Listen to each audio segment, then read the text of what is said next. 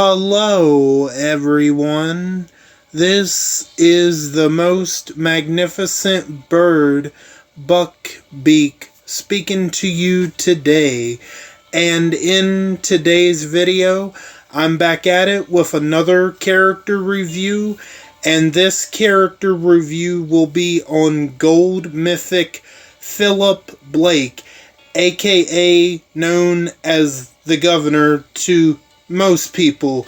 But this is before he gets the eye patch, he gets his arm chopped off, and there's a bunch of other stuff that Michonne does to him that, I'm not going to mention here, but if you know the comics, or at least know what happens in that particular part of the comics, I don't really need to go into it, but it's very, very disturbing and gruesome compared to what they did in a TV show with that version of Philip Blake. So, yeah. And this is going to be, he is going to be a part of a brand new allegiance. So, yeah. Before we get started, I hope all of you are doing good and staying safe out there. I'm doing good, and I'm staying safe for the most part, and let's not waste any more time. I think we should go ahead and jump into this character review, shall we? Philip Blake, Lone Wolves. His trait is alert, his role is control, and obviously his allegiance is a member of the Lone Wolves, a brand new allegiance. Now let's take a look at his stats. His attack stat is 22,959. His defense is 19,515. And his HP, 14,924. Now let's take a look at his adrenaline rush. Death sentence. The recharge rate is 66 AP. Deal 500% damage to an enemy plus 500% damage if that enemy has crosshairs. If the enemy does not have crosshairs, that enemy gets crosshairs for 3 turns. I actually quite like this adrenaline rush. You know what? 500% is actually not that bad. I actually think it's pretty decent. Plus, you have the advantage, or I should say you have the ability to apply crosshairs. If the enemy doesn't have crosshairs already, he's going to apply crosshairs anyway to the selected target, which I think the potential of that on paper right now, because I notice he has a leader skill, so we'll definitely get into that. It depends on what kind of team you make around Philip Blake. His adrenaline rush could set up for other hard-hitting tunes, and I honestly think that could be really great, honestly. So, yeah, so 500% damage to one enemy, plus another 500% if that enemy already has crosshairs. But if that enemy doesn't have crosshairs, he will apply the crosshairs for 3 turns, and that's going to be really great for certain individual tunes that you might apply that crosshairs onto. So I'm already liking the adrenaline rush. The potential for it for other tunes in a certain team with Philip Blake, I just love the potential of that. On its own, he might be able to take out a tune, which is very possible, but other tunes behind Philip Blake, the potential is there, and I think it's really great, honestly. Now let's take a look at his signature move. Made to Suffer. The initial cooldown is turn 1, 2 turns for the cooldown, and number of uses unlimited. Remove 90% of the target's current bonus HP and apply bonus HP block for 2 turns. attack that enemy for 400% damage, plus 400% damage if that enemy has bonus HP. So, okay, this one is, I think this one's pretty good too. Let's just say I don't know, if you're targeting, say, St. Patty's Day Rosita, for example, and she's already done, she's already had her turn, and her specialist skill gives out bonus HP, 90% of that bonus HP is going to be just gone. Plus, she's going to get the bonus HP block for 2 turns, which that's going to be really good if you have a team with Philip Blake, or, I'm just using her as an example, but what about someone like Noor or the bodyguard Maggie Green? That would be really good against, like, those defensive tunes, even more so. And I know there's countless others, but yeah, St. Patty's Day, Rosita, Noor, who else did I just mention? Bodyguard, Maggie Green, those tunes that will get bonus HP, that's going to be, the bonus HP block is going to be great against those tunes. Plus, you are potentially doing 800% damage, especially, you're already going to do 400% damage. Plus, you potentially could be doing another 400% damage if that particular enemy has bonus HP, which that's going to be really good. I really like the signature move and the adrenaline rush. I think both are really good so far. I don't see anything particularly bad about Philip Blake. So, I don't know. I think so far, it seems like he should have maybe been an attacking tune. I guess the HP block is where the control is coming in at. That's the only thing I can think of right now. But we're going to get into his mythic abilities shortly. Precision. Enemy resistance are 40% lower against this fighter. I'm not really going to spend a whole lot of time talking about this one. Precision, I would go ahead and definitely level that one up for sure. For all of these control tunes, tank tunes, support tunes, their first specialist should, I feel like, always be upgraded no matter what, right? I feel like you're probably going to get the best out of these tunes for sure. Pack Sense. At the start of each wave, a random enemy gets minus 15% defense for each Lone Wolf's Allegiant teammate for 2 turns. Okay, so now this one depends. Say if you're going to build up a team for the Lone Wolves, right now Philip Blake is the only Lone Wolf in the game right now, but I believe there are going to be more Lone Wolves Allegiant characters coming out soon, so, and depending on the leader skill and all of that, potentially all of those Lone Wolves characters will work well together, but we'll definitely get into that.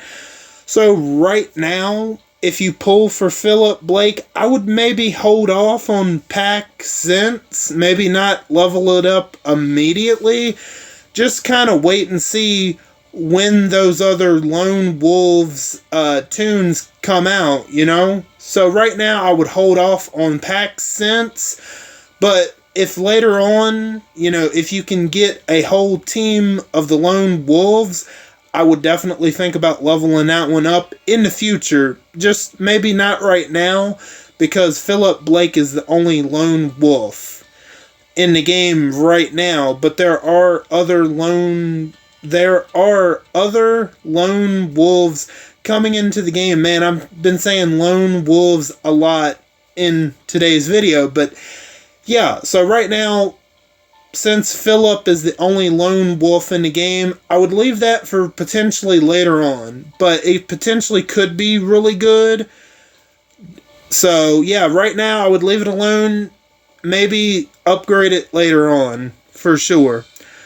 Blank slate. At the start of each turn, 100% chance to remove all positive effects from a random enemy. Okay, so this one, you could level up all of, you could level that one up all the way as soon as you get him if you want to. So this one is more so, it depends on if you think it's a good mythic ability to have or not. You honestly might need to go ahead and level that one up. I don't know if it's like an immediate need, but it's something to definitely think about for blank slate. So, yeah, that one is definitely not bad, but it's not like, it's good, but it's definitely not bad, but I don't know. It depends on what you think. If you come up against teams that have too many positive effects, then that's something to think about, and it happens for each turn. So yeah, I definitely might think about leveling that one up for sure, because that one could definitely be very annoying, and I kind of see where the control aspect is coming in a little bit now. The fact if you level up blank slate, you are potentially every turn taking away positive effects, and that's going to be very good for you, very annoying for the enemy. Intimidation. At the start of each wave, all Lone Wolves Allegiance teammates get 100% counter damage reduction for 3 turns.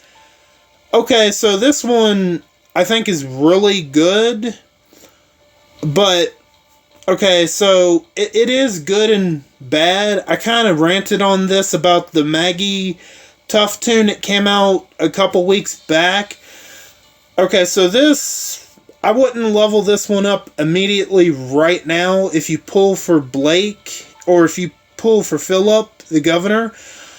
I would definitely wait until you can get a whole team of the Lone Wolves and then worry about leveling up Intimidation and Pack Sense. Pack Sense and Intimidation are 2 that are definitely going to be worth leveling up. Just not right now. Just wait until the other Lone Wolf characters come out, right?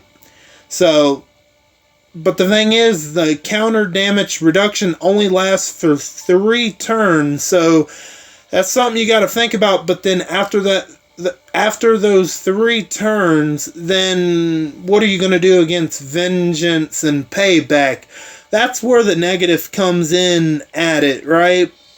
But it's good and bad, because once those 3 turns are up and you're still in the battle, then what? That's where you would need a safety net as far as a camouflage tune, right?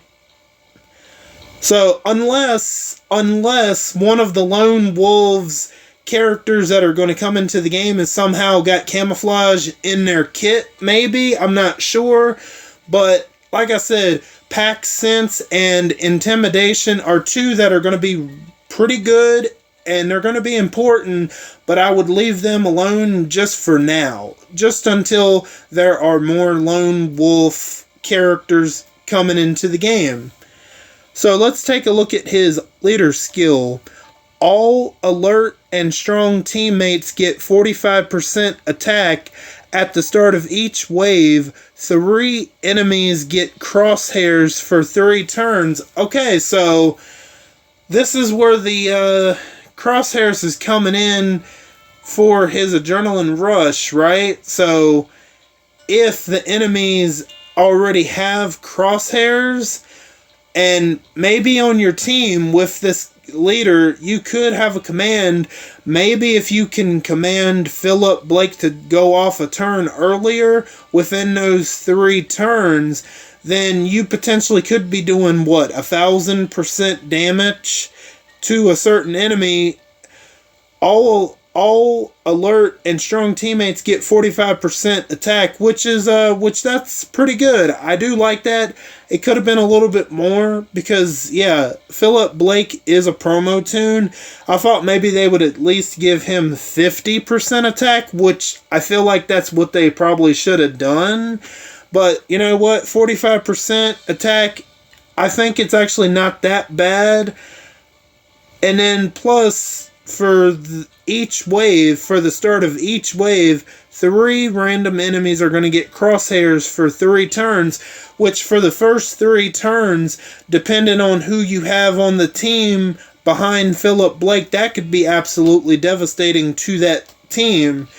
And you potentially could finish a raid or a war within the first 3 turns, which would be really beneficial for this team. And honestly, you could get rid of some troublemakers. I don't know, you could get rid of, say if Nor has the crosshairs, or if Peacekeeper has the crosshairs. You know, you got some damage dealers also, Titan, Ghost, you have, what's her name, the one that's fast, Julie, I think her name's Julie. She could be a pain in the butt. She definitely can, so that would be pretty good. It all depends on where the crosshairs go on the 3 targets for 3 turns. So, who knows? Potentially, with the other Lone Wolves, the Lone Wolves tunes coming into the game, potentially most of them might be strong and alert. So let's take a look at the weapon, and he has a default weapon, so you can pretty much put whatever you want into his hands. So right now, I believe there's a weapon right now in the current battle pass that actually might go okay with Philip Blake, but like I said, and I'm pretty sure most of you that play this game probably already know, there is a list of Lone Wolves Allegiant characters coming out. Like, there's a Michonne character coming out.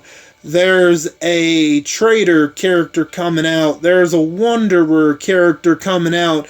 There's a Eva character coming out. And a Morgan character coming out, I believe. So, potentially, all of them or most of them could be strong and alert. Let's hope so, because it would make sense for this leader skill, right? So potentially those other tunes might be better than this character. We can only hope, right? And excited because they got Michonne in there, so maybe that'll be good. Maybe that'll be pulls for me. I don't know. It all depends. I don't know. There's a couple of tunes in there that I would like. You have Michonne, you have another version of the Wanderer, and you have Morgan. I don't know. Who knows? We'll see, but the potential of those certain characters, maybe all of them could be really good. Maybe only a couple of them will be really good. I mean, I don't know, but the way they look, all of them look cool as hell. Honestly, they all do. And if I had to pick one who out of those 3 that I potentially could, I'm not saying I will, but the one I could potentially pull for, I don't know, there's just something about Michonne, man. But, yeah. So the characters, I can't remember the exact names of them, but we have Michonne, Traitor, Wanderer, Eve with the dog Ghost, and then Morgan coming out. I know the exact names are somewhere in a list, but those are the certain characters that are going to be the Lone Wolves. So I'll definitely be doing character reviews on all of them as they eventually make their way into the game. So definitely look out for that. And, you know, this is sort of like a younger version of the governor before. It looks like even before he even ran Woodbury. Or maybe he's currently a resident in Woodbury at this point. I'm not really sure, but this is definitely way before he gets his signature iconic look that we all know and hate. So, but I mean, you know, the version that they did in the TV show was actually pretty good as well. Some people, you know, that I know think that the governor is the absolute best villain in the TV show, and I can see where they think so. In my personal opinion, as far as like a downright mean, despicable villain, Governor's definitely number 2 for me, but I gotta go with Alpha being number 1. Man, but I could honestly switch between the Governor and Alpha. You know, Negan started off, you know, how he started off, but he's more or less an anti-hero at this point. So I don't really consider Negan a villain now, but he definitely started off as a villain, and he just got not a 100% saint, but, you know, the only redeeming things about Negan that saved him is the fact that he doesn't kill women and that he likes kids, which for Negan that makes sense because he was a school teacher, so there you go. That's why he likes kids and doesn't kill women. But the men he could waste all day long and night. He doesn't care. Okay, yeah, I've kind of went off on villains, not gone off, but kind of just rambling on about villains of The Walking Dead. But anyway, okay, this is supposed to be about Philip Blake, not Negan or Alpha, nobody else, but Philip Blake. So yeah, his simple look, I think it looks fine. There's nothing over, you know, what's the word I'm trying to think of? There's nothing over dramatically about his look. I don't know if that's the right word, but his look is very simple is what I'm trying to say compared to a lot of the other characters. But yeah, I don't know if I'm going to be pulling for this guy. I'm not really sure, but I can see where people would want to pull for this guy and potentially have a lone wolves team ready to go, you know what I mean? So we'll definitely see. And that's all I got for you guys for today. What are your thoughts on Gold Mythic Philip Blake? Do you think he's pretty good? Do you think he has the potential to be good later on with the other lone wolves characters in the game? Are you going to be pulling for him? And if you do pull for him, good luck on your pulls. And yeah, like I said, that's all I got for you guys for today.